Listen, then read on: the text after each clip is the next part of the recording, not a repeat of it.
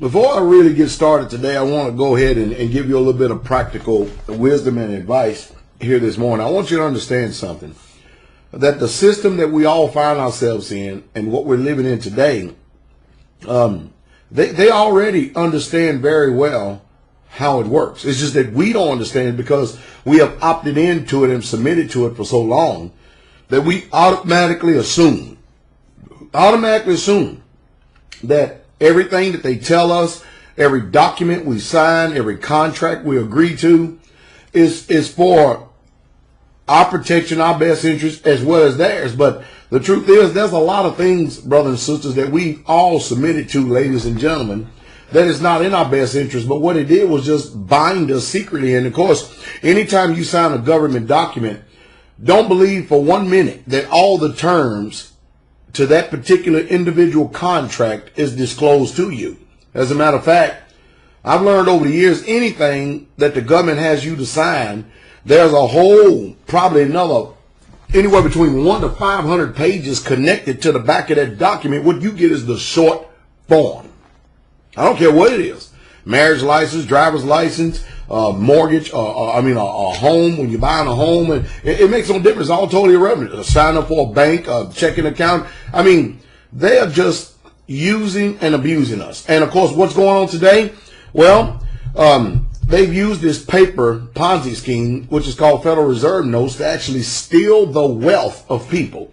And if you've grown up in this generation, and if you're at least 40 years old, you already know that you didn't grow up learning about what sound money is. You've been trained to believe that greenbacks is money. Nobody ever really told you too much about silver and gold, and that's what they expect. They don't expect people to go back and do any individual research or independent thought or thinking whatsoever at all, and they do not ever expect for you to go and check them out. And that's amazing. Government feels like that it has the need, Big Brother, to know everything that there is to know about you because they have to protect themselves from you.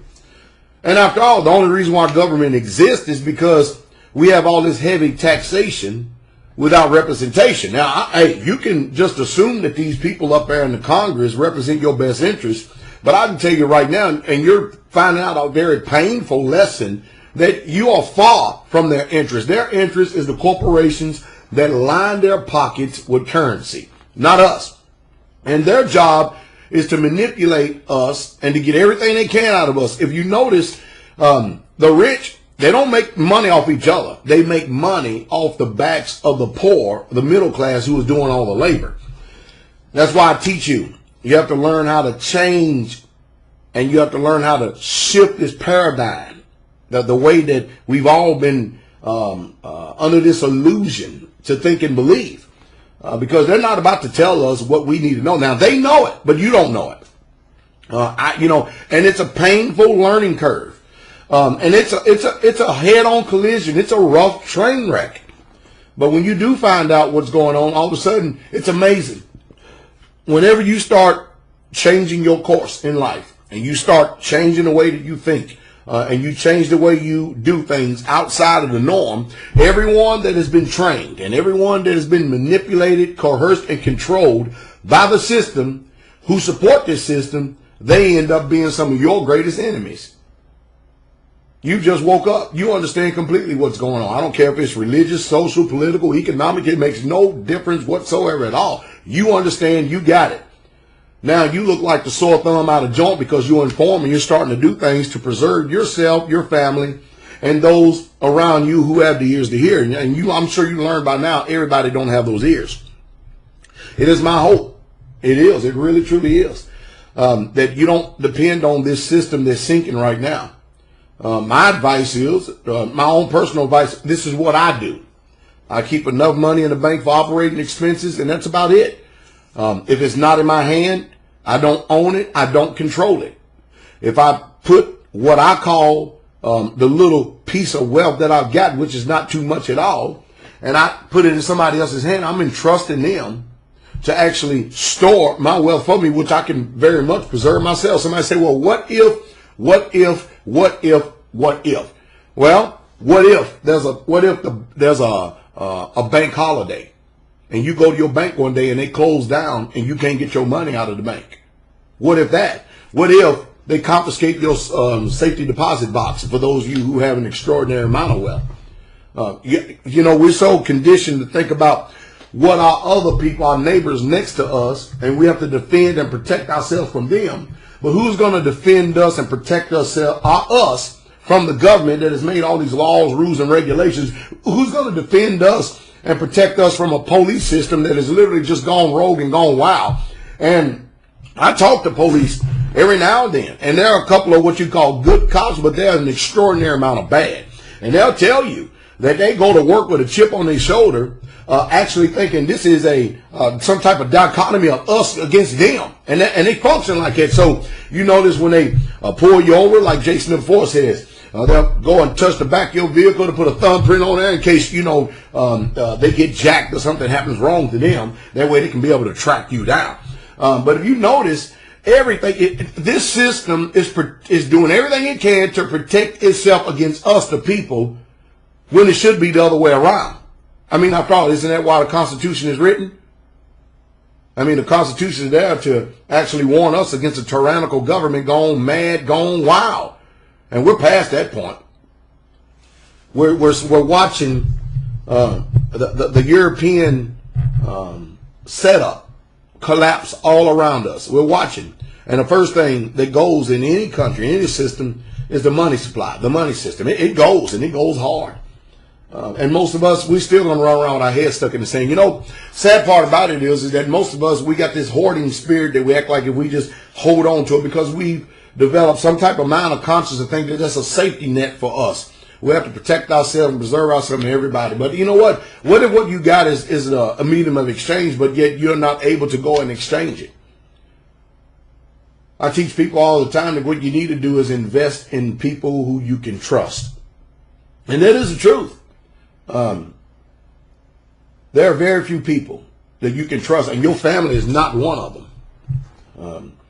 And that's just the truth. And I hate to say it that way, but it's just the truth. I mean, it's a painful lesson I've learned over the years. But there are trustworthy people. You know, example, number one, you need to start developing relationships with trustworthy people. People who you can trust, who have your same interests in mind, who understand like you do, because there's only a few of us informed people. Everybody's not going to receive this, nor accept this, nor will they wake up. You need to develop mutual assistance groups where you can set up something where you can assist each other. You need to get around, no matter how much the cost is. You need to try to find some land, get around those of like mind, like precious faith, because that's ultimately going to be your protection from a WROL, world without rule of law, because divided, we're easily to be conquered. But when we stand together, it's very, very hard, very, very hard to defeat a people that is collective in mind and thought, in body and in spirit. And that's just the truth. What I'm saying, even the churches out there, and definitely the government and the bank, they don't want you to hear this stuff, because you know why? This is something that has been lost for so long. It's called common sense. Consider what I say, and I hope that you get understanding. There are very few people that have the integrity of heart and of spirit, because you know, we have so many thoughts submitted to the mind, and so many reservations, so many fears that pop up and that inundate our thought pattern on a daily basis, that unless you are willing to make the conversion and change and understand that what you're doing is not working, there are some honorable people out here that really truly have your best interest in mind. And those of us who think alike, and those of us who understand, you know, it takes a concerted effort from all of us in order to develop this thing and get unity of strength. It really, truly does. Reservations, fears, doubts, unbelief, all of those are designed to paralyze you from making the next leap of faith forward. And it's going to leave you by yourself, separated from the people who have fidelity working in their lives. I hope I said something to inspire you. I really, truly have. I'll come back and I'll talk to you a little bit later on today. But y'all have a good day and consider what I said. Watch this video a few times. and I hope that you get understanding.